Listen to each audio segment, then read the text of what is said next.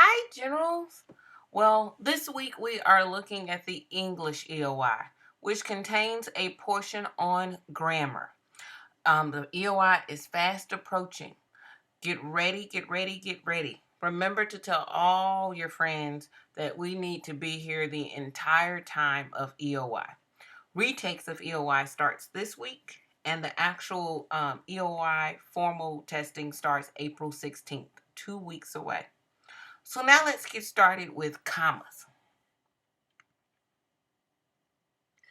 Okay, first, let's look at how we use commas. And first of all, in order for us to do that, we have to understand what a dependent clause is. So let's click here to learn how to use commas at the end of a dependent clause. Well, a dependent clause is a clause that cannot stand alone on its own, but depends on another clause to complete its meaning. That's a dependent clause. Again, another way to think of it is it's a sentence that's not complete. It feels like it needs something else in order for you to understand what it means. Okay, now let's look at the use of commas in dependent clauses. Insert a comma after the dependent clause to set it off from the rest of a sentence. So, for example, when Jake and his grandfather drove in that morning, again, notice how that doesn't feel complete, comma, Lucille Applewhite hurried to greet them. That's a proper use of a comma. Now let's do a little check our understanding. Is the comma rule stated below correct? Dependent clause, then comma, and independent clause. Is that a yes or no? Again, you can do this completely in the notebook file or follow along with me. Unpause the video when everyone has answered.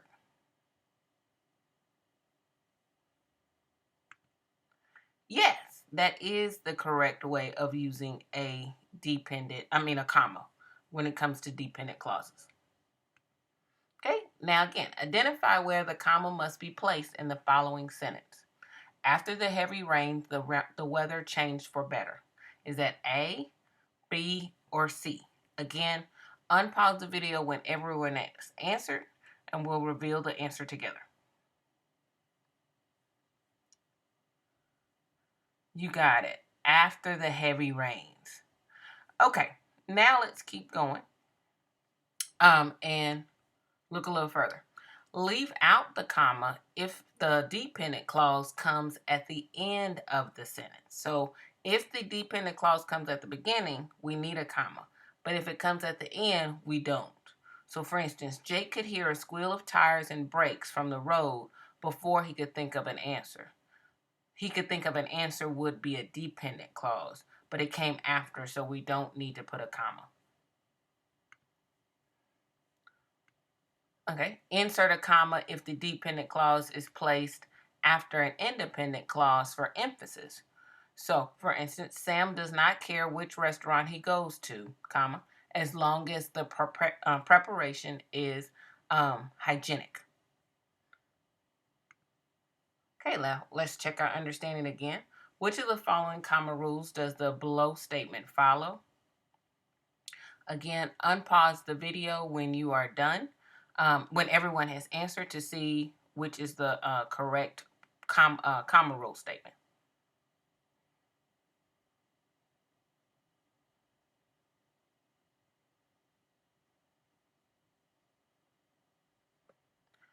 Okay, just for fun, let's click on all of them to see which one is right.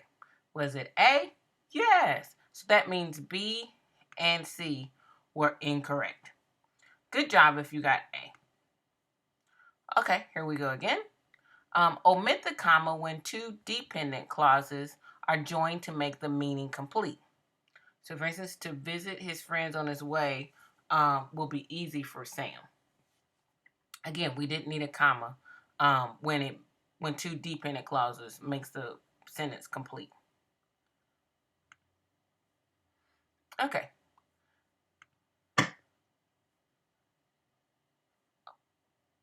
Whoops, let me start over.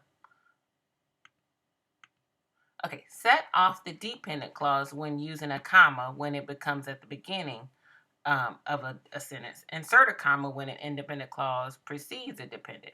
Well, this one is the right one.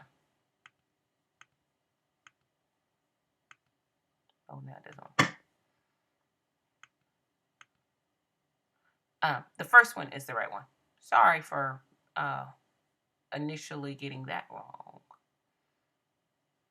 Okay, now let's answer some questions in our SMART response. If you have SMART response clickers, you can actually use them now for the duration of the time.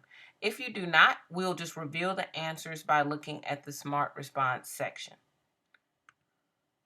Okay, we're going to check our understanding. State if the use of comma in the following statement is correct. Unpause the video to reveal the answer.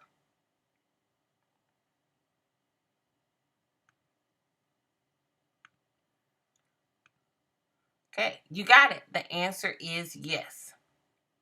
Now let's go to the next question. Again, unpause the video when everyone is done and we'll reveal the answer.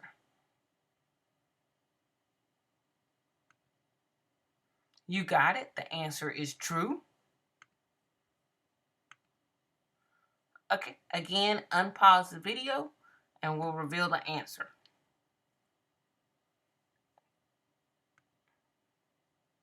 You got it. The answer is no. A few more. Unpause the video when everyone is done answering.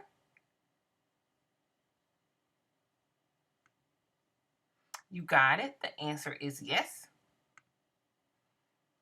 Again, unpause the video when everyone is done.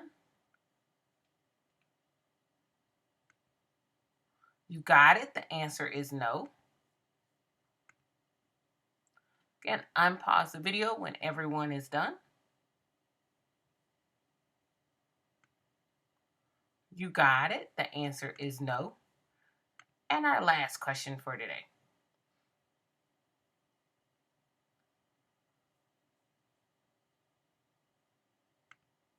You got it. The answer is false. Great job, generals. Tomorrow we'll continue by looking at semicolons. Have a great day.